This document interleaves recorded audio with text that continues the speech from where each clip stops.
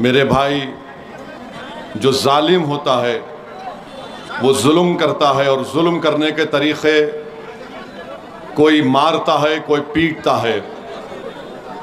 और जालिम कभी ये भी करता है कि जब उसको दिखता है कि अवाम में उसके ख़िलाफ़ एक तूफ़ान उमड़ रहा है, और जब जालिम को नज़र आ गया कि सीमांचल की जनता अब अपने तौर पर नेता बनने जा रही है, सीमांचल की जनता मजलिस के परचम को उठा ली है, और सीमांचल की जनता ने अपने वोट से अपने नुकने वाले जालिम, जिसमें राजद के भी लोग हैं, बीजेपी के भी हैं, आरएसएस के भी लोग हैं, जो कभी नहीं चाहते हैं कि सीमांचल की जनता खुद अपने मुक़द्दर के फ़ैसले करे। वो यही चाहते हैं कि सीमांचल की जनता गरीबी और कसमपुरसी के आलम में अपनी ज़िंदगी गुजारे। वो कभी नहीं चाहते कि सीमांचल के बच्चों के लिए स्कूल का इंतज़ाम हो जाए, कॉलेजेस का इंतज़ाम हो जाए। वो कभी नहीं चाहते कि नदी के कटाव का काम हो जाए। वो कभी नहीं चाहेंगे कि सीमांचल से इंसाफ मिलना शुरू हो जाए। इसीलिए उन जालिम ताकतों ने, जहनों ने मजलिस इत्तेहादुल मुस्लिमीन के 4 MLAs को मजलिस से तोड़ा। और सबसे बड़ा इसमें मुजरिम तेजस्वी यादव और आरएसएस के बाद अगर कोई है तो जोकी हार्ट का वो शाहनवाज है। इसने पैसे लिए और बदनाम किया इज़हार रज़वी साहब को। ये मिनिस्टर बन गया और बदनाम किया सीमांचल की जनता को। मैं इज़हार रज़वी साहब से भी मेरी बात हुई, मगर आपको मालूम कि क्यों तेजस्वी यादव ने शाहनवाज को टिकट दिया और इज़हार रज़वी साहब को क्यों नहीं दिया, और रुकनुद्दीन को क्यों नहीं दिया, अंजर नईमी को क्यों नहीं दिया, और यहां से ऐसे आदमी को टिकट दिया जो बीजेपी के साथ था, जो बीजेपी के साथ था। सुनो, जो बीजेपी के साथ उस वक्त था जब CAA का कानून बनाया गया, जिसमें मजहब के नाम पर कानून मोदी ने बनाया, तो ये मास्टर मौजूद। ट्रिपल तलाक का गलत कानून शरीयत के खिलाफ बनाया गया, ये मौजूद। बुलडोजर चला, लोग के घर तोड़े गए, पूरे भारत में नफरत की फिजा पैदा कर दी गई, तब भी मास्टर मौजूद जेडीयू में बीजेपी के साथ। तो क्यों दिया मास्टर को यहां पर और क्यों दिया शाहनवाज को जोकी हाट में, और इन तीनों को क्यों नहीं दिया? मैं बताता हूं, सुनो।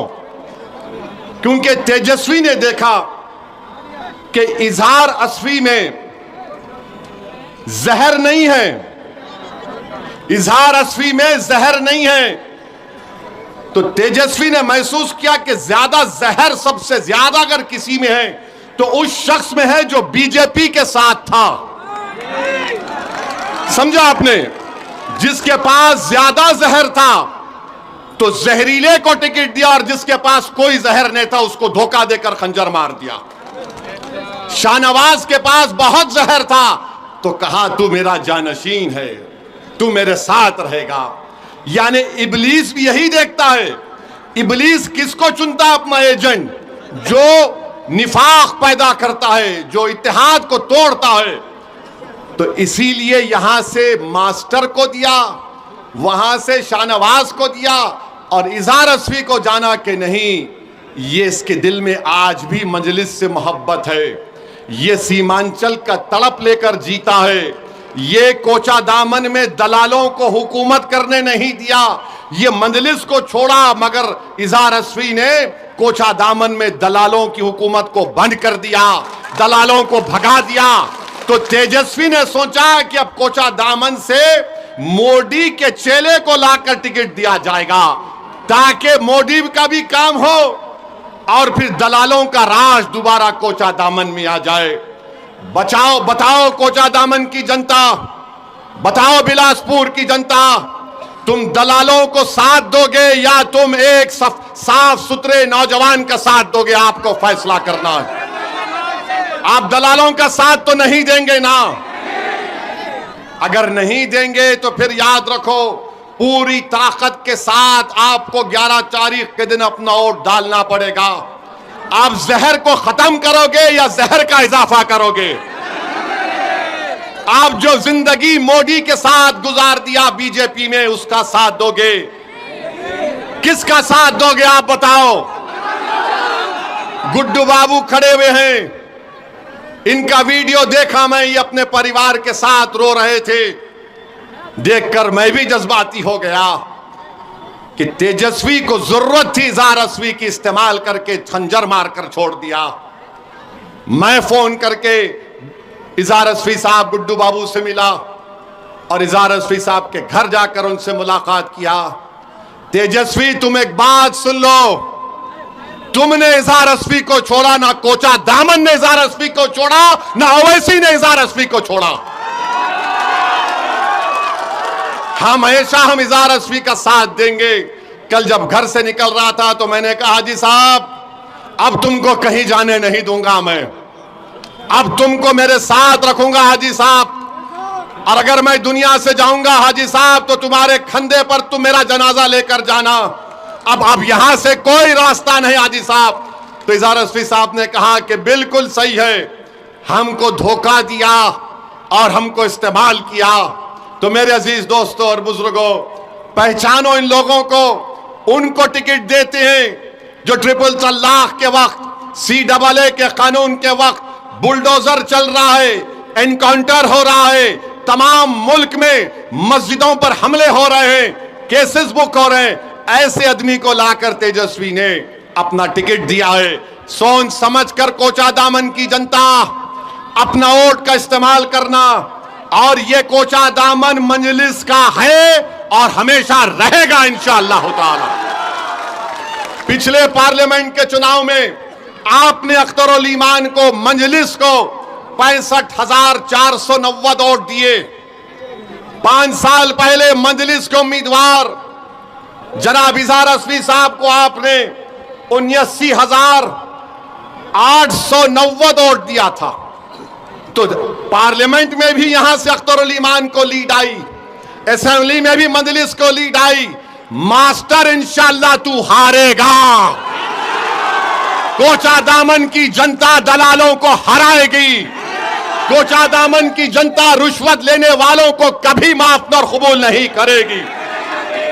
और दूसरी बात, तेजस्वी यादव ने आज मीडिया को इंटरव्यू देते हुए कहा कि असदुद्दीन ओवैसी से मीडिया के लोगों ने पूछा, एक मोहतरमा ने पूछा कि आप ओवैसी से क्यों इत्तेहाद नहीं किए, तो तेजस्वी ने कहा कि ओवैसी, क्या कहा उसने, ओवैसी एक्सट्रीमिस्ट है, चरमपंथी है, इंतहा पसंद है, दहशतगर्द है। आप बताइए हमको, हम तेजस्वी को बोलेंगे बाबू एक्सट्रीमिस्ट को तुम जरा अंग्रेजी में लिख के बता दो।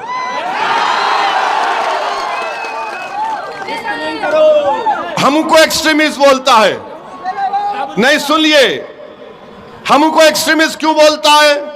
इसलिए बोलता है कि मेरे चेहरे पे दाढ़ी है, सर पे टोपी है, मैं नमाजी हूं, मैं अल्लाह की इबादत करने वाला हूं, मैं किसी के आगे सर नहीं झुकाता सिवाय जमीन व आसमान के खालिक के, मैं किसी को मानता नहीं सिवाय अपने रब के, मेरी बीवी हिजाब करती है, मेरी बेटियां करती हैं, वो तमाम के तमाम कुरान की तिलावत करती हैं, मैं अपने मजहब पर फख्र से चलता हूं। तो ये बोलता है ये एक्सट्रीमिस्ट है। अगर ये एक्सट्रीमिस्ट है तो तेजस्वी सुन ले, कान को साफ करके सुन ले, मैं और मेरी औलाद सुबह क़यामत तक रहेगी तो हमेशा हम अल्लाह की इबादत करते थे, करते रहेंगे। हम कुरान को अल्लाह का कलाम मानते थे, मानते रहेंगे। हम रसूलुल्लाह सल्लल्लाहु अलैहि वसल्लम पर, उनकी अजमत पर अपना सब कुछ कुर्बान कर दिया है और करते रहेंगे। अगर रसूलुल्लाह सल्लल्लाहु अलैहि वसल्लम का उम्मती होना एक्सट्रीमिस्ट है तो सुन तेजस्वी, मुझे फख्र है कि मैं आका का उम्मती हूं, मुझे फख्र है। और बोलता है एक्सट्रीमिस्ट है, तो बताओ ये तमाम कोचादामन सीमांचल के लोग जो लुंगी और सर पे टोपी पहनकर ये गले में डालकर खेतों में काम करते हैं और नमाज का वक्त होता तो हमारी बहनें, हमारी माएं सब अल्लाह के आगे सर्वसजूद हो जाती हैं। क्या ये तमाम चरमपंथी हैं तेजस्वी? तुमने किसको बोला चरमपंथी? बताओ मेरे अजीज दोस्तों और बुजुर्गों, तेजस्वी की नजर में चरमपंथी वो नहीं है। शेरघाटी विधानसभा से इसने टिकट दिया, एक दुर्गा वाहिनी आरएसएस की तंजीम के एक मोहतरमा को टिकट दिया, वो एक्सट्रीमिज्म नहीं है। राबड़ी देवी से इन्होंने अवार्ड दिलवाया एक शख्स को जिसका नाम कामेश्वर यादव है। कामेश्वर यादव वो है नौजवानों, आज से 35 साल पहले भागलपुर में फसाद हुआ था, जहां पर तुम्हारे बुजुर्गों को काट कर खेतों में डाल दिया गया था और उनकी लाशों को दफनाया भी नहीं गया था, तो उनकी लाशों के ऊपर फूल गोभी उग गई थी। जो आरोपी है कामेश्वर यादव को तुमने अवार्ड दिया। बताओ, मैं एक्सट्रीमिस्ट हूं, मैं चरमपंथी हूं, मैं दहशतगर्द हूं। और फिर मेरे अजीज दोस्तों और बुजुर्गों, आपको याद होगा 2023 में रेलवे पुलिस ने ट्रेन में एक कांस्टेबल ने 3 लोगों को नाम पूछकर गोली मार दी। एक मधुबनी के असगर अब्बास अली साहब थे। तेजस्वी, तुम्हारा एक बयान बताओ, असगर अली अब्बास की मौत जो एक रेलवे के पुलिस कांस्टेबल ने नाम पूछकर मारी थी, मरने वाले में असगर अली अब्बास अली मधुबनी का था, मरने वाले में हैदराबाद का था। तुम मुझे चरमपंथी और दहशतगर्द कहते हो तेजस्वी। हमने क्या किया मरने वाले के लिए? माजिद हुसैन एमएलए के हल्के का वो बेचारा मजलूम था, उसकी लाश को हैदराबाद मंगवाया। हमारे कॉरपोरेटर बंबई जाकर उसकी लाश को हैदराबाद लाए। हमने सरकार से उस मरने वाले के लिए पैसे दिलवाए, उसकी बेवा के लिए 35 लाख का गवर्नमेंट का एक फ्लैट दिलवाया। अरे तेजस्वी, तुम मरने वाले अब्बास अली मधुबनी के ताल्लुक से तुम एक लफ्ज नहीं बोलते और बोलते ओवैसी एक्सट्रीमिस्ट, चरमपंथी, आतंकवादी है। याद रखो, तुम्हारे इस तरह के बयानबाजियों से कई लोग, मुसलमान बच्चे जेलों में आज सड़ रहे हैं। सुनो, कोचादामन और सीमांचल और बिहार की जनता जो 14% रहकर वजीर आला बनना चाहता है, यह उसकी सोच है कि जिसके सर पे टोपी और दाढ़ी है उसको चरमपंथी कहता है, आतंकवादी कहता है। बताओ, इस तेजस्वी में और मोदी में अब क्या फर्क बाकी रहा? बताओ क्या फर्क बाकी रहा?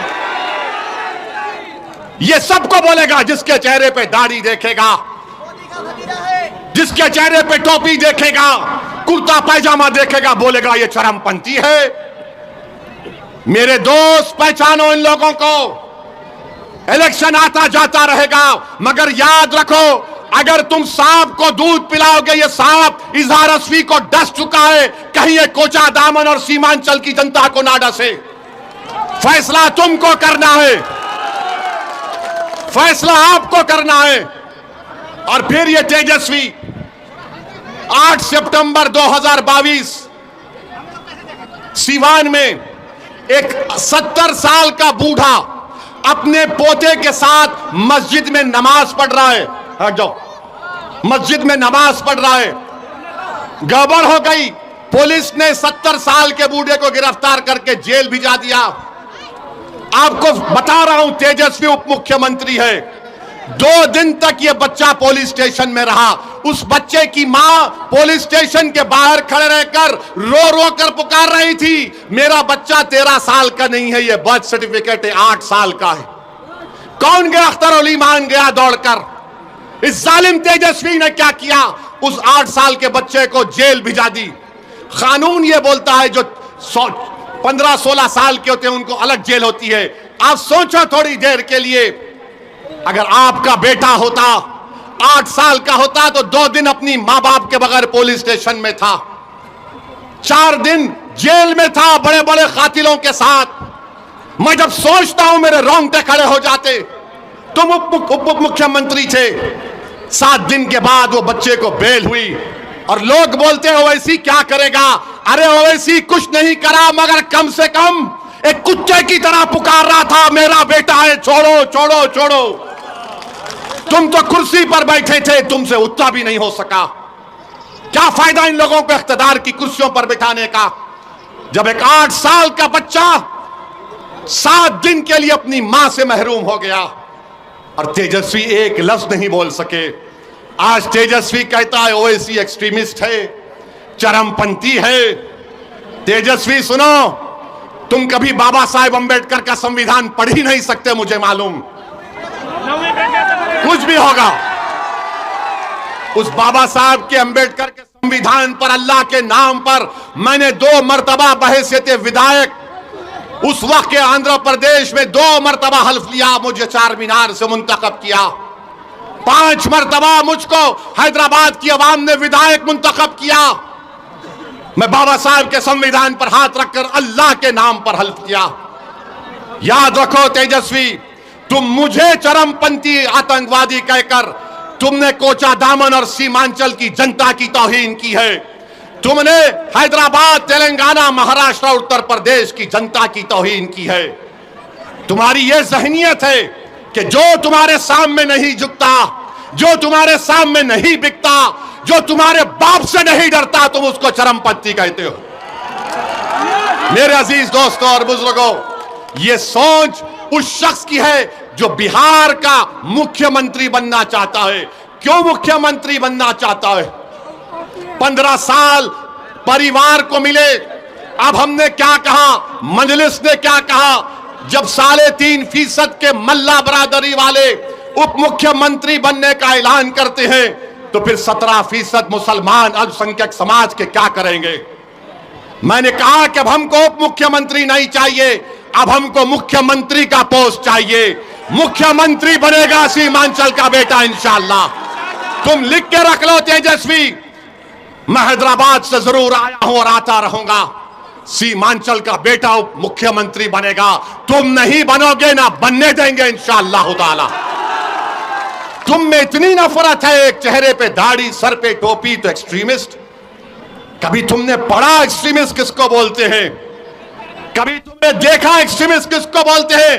अरे सुन तेजस्वी, जब भारत को जरूरत पड़ी पाकिस्तान के आतंकवाद के उस बुज़दिलाना हमले पहलगाम के बाद, तो जब मैंने भारत के पक्ष में बोलना शुरू किया, तो पाकिस्तान के जालिम लोग बोल रहे थे कि भारत में एक ओवैसी है जो चरमपंथी है। तो मालूम हुआ पाकिस्तान के लोगों की जबान अब तेजस्वी बोल रहा है। समझा आपने? पाकिस्तान में जो दहशतगर्द बैठे हैं, जिन्होंने हमारे 26 भारत के नागरिक को मारा क्योंकि वो हिंदू थे, जब ओवैसी खड़ा हुआ भारत के सालिमियत के नाम पर, तो पाकिस्तान के तमाम लोग बोल रहे ये शेरवानी, सर पे टोपी, चेहरे पे दाढ़ी, ये एक्सट्रीमिस्ट है, ये चरमपंथी है, आतंकवादी है। तो लगता है तेजस्वी तुम पाकिस्तान से ये लफ्ज उठाए हो। इतनी मोहब्बत तुमको पाकिस्तान से हो गई तेजस्वी। मुझे पाकिस्तान से कभी ना मोहब्बत थी ना रहेगी। मेरी रगों में उन लोगों का खून है जिन्होंने पाकिस्तान को जाने वालों का बायकॉट किया। मेरी रगों में उन लोगों का खून है जिन्होंने अंग्रेजों को मार के भगाया था। हमको भारत के नागरिक होने का फख्र है, मगर यह शख्स चरमपंथी कहता है, वो पाकिस्तान के आतंकवादी भी मुझे एक्सट्रीमिस्ट और आतंकवादी कहते। तो लगता है तेजस्वी को तालीम पाकिस्तान के आतंकवादी दे रहे हैं, पाकिस्तान के आतंकवादी दे रहे हैं। बोलो बाबू बोलो। याद रखो तेजस्वी, असदुद्दीन ओवैसी को तुमने पहचाना नहीं, तुम जानते नहीं असदुद्दीन ओवैसी को। मैं बागों में चलकर, चमन में चलकर यहां तक नहीं पहुंचा सीमांचल को। मैं 4 मरतबा जेल को गया हूं। एक वक्त 45 दिन अकेले जेल में था, जेल की कोठरी में था। चंद्रबाबू नायडू समझ रहा था कि ओवैसी को अकेले जेल की कोठरी में रखने से ये टूट जाएगा। मैं टूटा नहीं, मेरे अल्लाह का करम था। मैं दुआएं करता था, मस्जिद उस जेल में नमाजें पढ़ता था और अल्लाह से दुआ करता था कि रब्बे करीम, जेल को जाना सुन्नत है, तू मेरी इस चीज को कबूल कर ले। और मेरे जिंदगी का अजीम मकसद यह है, जेल में मैंने दुआ की कि परवरदिगार, ये जिंदगी तेरी दी हुई अमानत है, मेरी आंख तू बंद करने से पहले मेरी एक ही दिली तमन्ना है कि गरीब और मजलूम अवाम की एक सियासी क़ियादत खड़ा कर दे। जेल में मैंने दुआ की थी, नहीं मालूम आज मैं सीमांचल को आ गया आपसे बात कर रहा हूं, 29-28 साल पुरानी बात कर रहा हूं। और ये आकर कहता है चरमपंथी आतंकवादी तेजस्वी तुमको बहुत भारी पड़ेगा। 11 तारीख के दिन जब कोचादामन की जनता जाएगी तो वोट डालेगी दलालों के लिए नहीं बल्कि शराफत के नाम पर वोट डालेगी इंशाअल्लाह ताला। तुमने मुझे एक्सट्रीमिस्ट कहा ना, अब तुम देखते जाओ। अरे ये जबान बहुत दराज है। याद रखो जब ओवैसी ने कहा कि 17% का मुख्यमंत्री होगा, अब्दुल्ला का बेटा मुख्यमंत्री होगा, ईसा का बेटा फातिमा का बेटा बिहार का मुख्यमंत्री होगा, तो लोग इंशाअल्लाह, तो लोगों ने कहा तेजस्वी को बड़ी तकलीफ हुई, वो बहुत परेशान है, ये ओवैसी क्या बोल रहा है।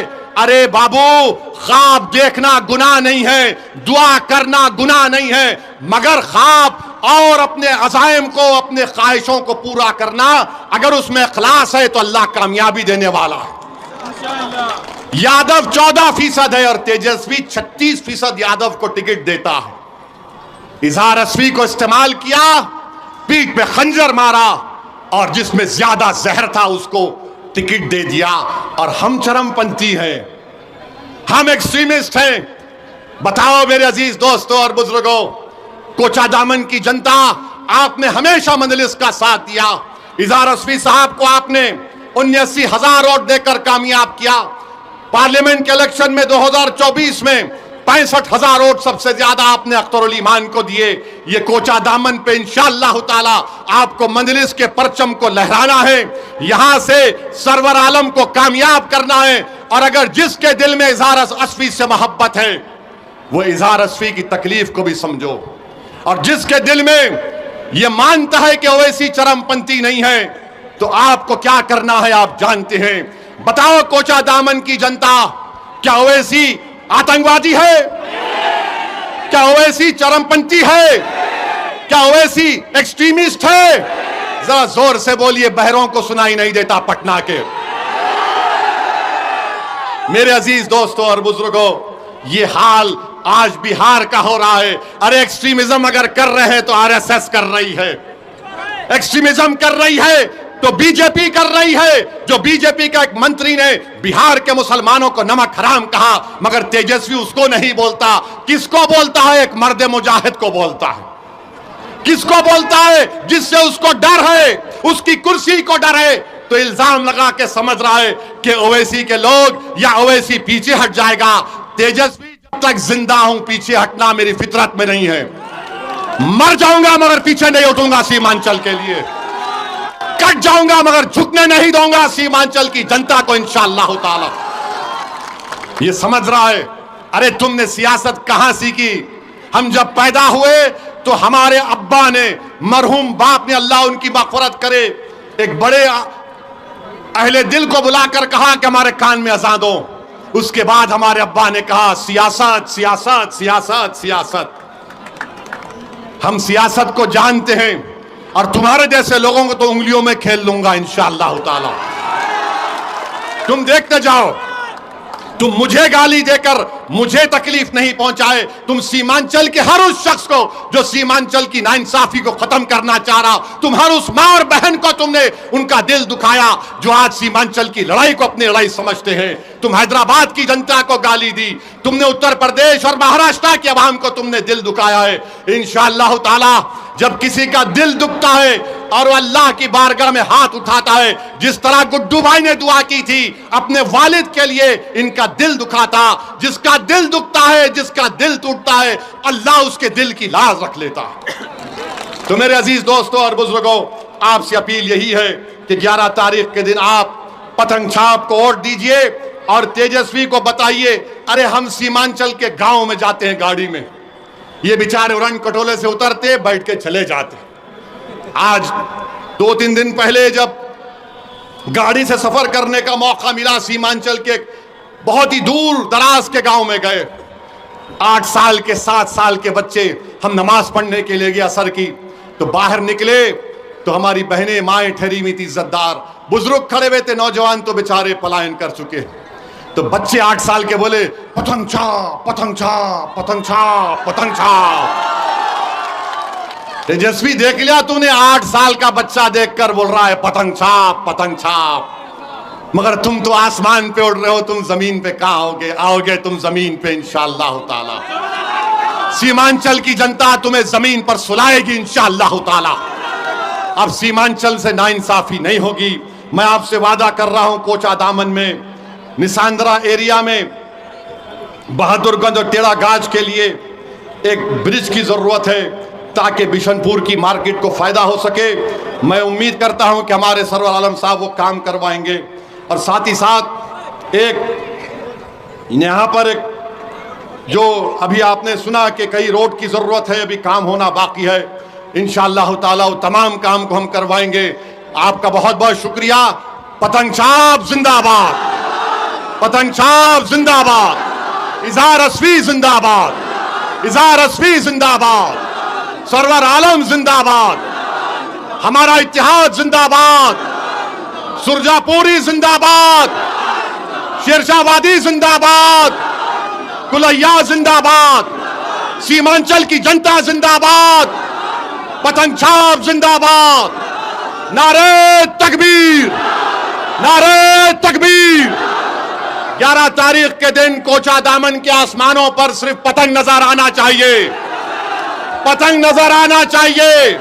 और चरमपत्ती का बदला आप देंगे, मैं नहीं दूंगा।